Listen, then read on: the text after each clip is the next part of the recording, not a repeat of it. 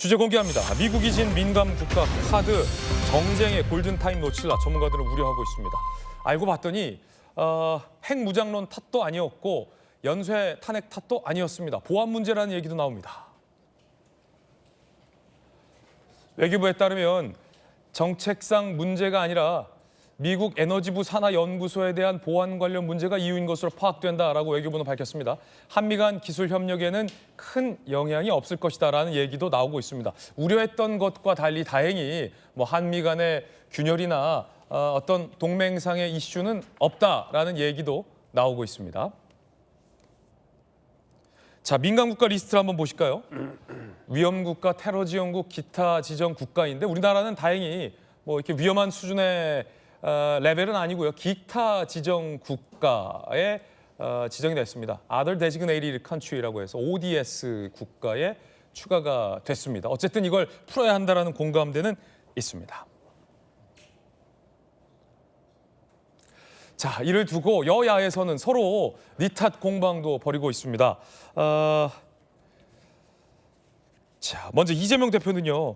허장성세 핵 무장론이 민감국가 지정을 불렀다라고 주장했고요. 여당에서는 반미 친중 이재명 대표 탓이다라는 얘기도 나왔습니다. 각각 여야의 이야기 들어보시겠습니다.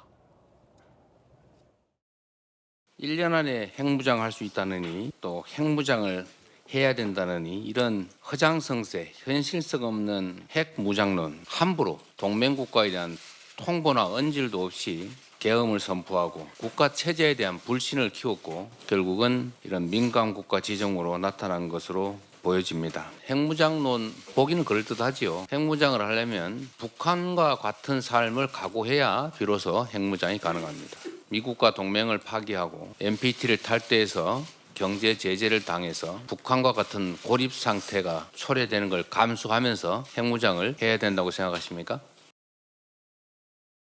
미국 에너지부가 대한민국을 민감국가 및 기타 국가로 지정한 것을 두고 정부와 여당을 공격하고 있는데 참으로 적발하작입니다. 대통령이 탄핵된 상황에서 권한대행까지 탄핵하고 친중 반미 노선의 이재명과 민주당이 국정을 장악한 것이 이번 사태의 가장 큰 원인입니다. 이재명 대표는 그런 북한에 돈을 건넨 혐의가 재판에서 입증됐습니다. 유엔의 대북제재 결의안까지 위반한 것입니다. 이런 인물이 유력 대권 후보라고 하니 민감 국가로 지정이 되는 것입니다.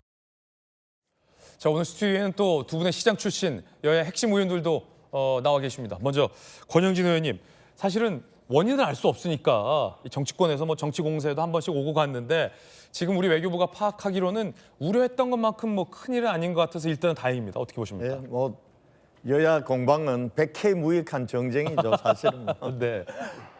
사실 어젯밤에 속보로 그렇게 뜨더라고요. 이게 이제 에너지 안보와 관련된 문제이다.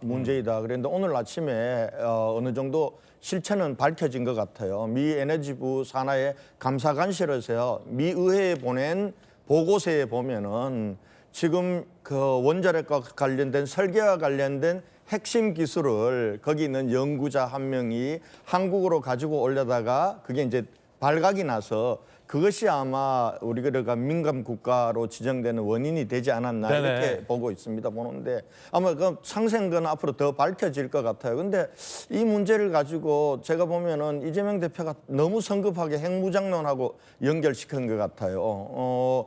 이제 핵무장론과 관련해서 이건 시기도 맞지 않거든요. 지금 윤석열 대통령이 핵무장의 가능성 부분들을 언급한 거는 2003년 1월 달입니다. 2003년 1월 달에 그것도 전술핵이나 이런 부분들이 우선이지만은 우리가 만약에 그런 것이 안 된다면은 핵무장에 대해서 고려해 볼 수 있지 않냐 이렇게 얘기를 했어요. 그리고 그 이후에 몇 차례에 걸쳐서 핵무장론은 실현 가능성이 없다. 그리고 이제 우리는 한미 핵 공조 부분들을 튼튼히 하겠다 이렇게 네네. 했고요.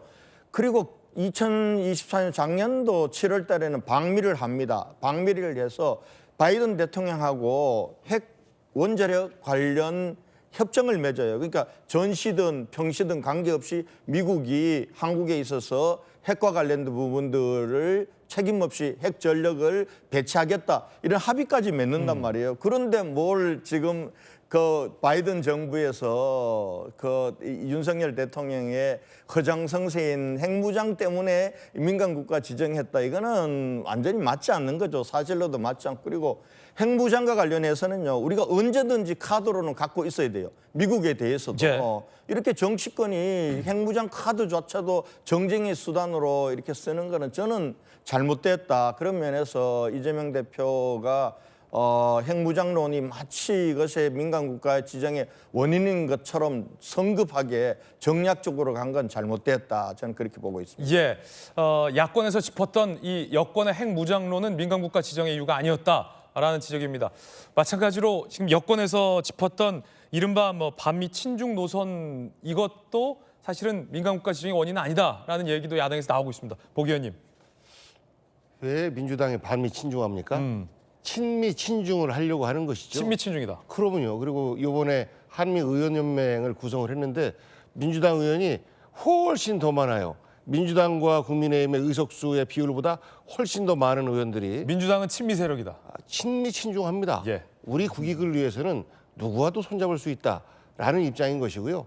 이번에 이 사태가 정말 이번 정부 발표처럼 에너지부의 한 연구소에서의 어떤 보안 문제 때문에 그렇다라고 하면 다행이죠. 그런데 의심스러울 수밖에 없어요. 그렇다라고 한다면 예를 들어서 우리가 미국의 수미테리 사건이 일어난 지가 얼마 안 됐지 않습니까? 그때도 어떤 제재가 있었어야 돼요. 더 큰 문제였으니까. 그런데 가만히 있었습니다. 그런데 저런 작은 보안 문제, 서로 미국과 대한민국 동맹국가 간에도 끊임없는 정보 전쟁과 기술 전쟁을 합니다. 그럼요. 그렇기 때문에 저런 과정에서 작은 사건 하나가 동맹국가를 이런 그 위험국가로 지정한다라고 하는 것은 말이 안 되는 거거든요. 그렇기 때문에 이거는 발표 자체가 좀 애매모호하다. 육하원칙에 맞지 않는다라는 의구심을 저희들은 갖고 있고 저게 이제 23년도 3월 달인가 4월 달에 이제 그 한미동맹 70주년을 맞이해서 워싱턴 선언을 합니다. 네. 바이든과 윤석열 대통령이. 근데 일반적인 그 한미 안보동맹과 관련된 글이 쭉 나오다가 너무나 당연한 문구가 들어가 있는 거예요. NPT를 준수하고 원자력 기술과 협력을 할 때 미국과 협력한다. 이런 이야기가 들어가 있어서 당시의 외교 전문가들은 아니 이런 말이 왜 들어갔지? 쓸데없이? 라는 걱정을 그때부터 했었거든요. 그런데 마침 이렇게 이제 일종의 위험 국가로 지정된 거 아니겠습니까?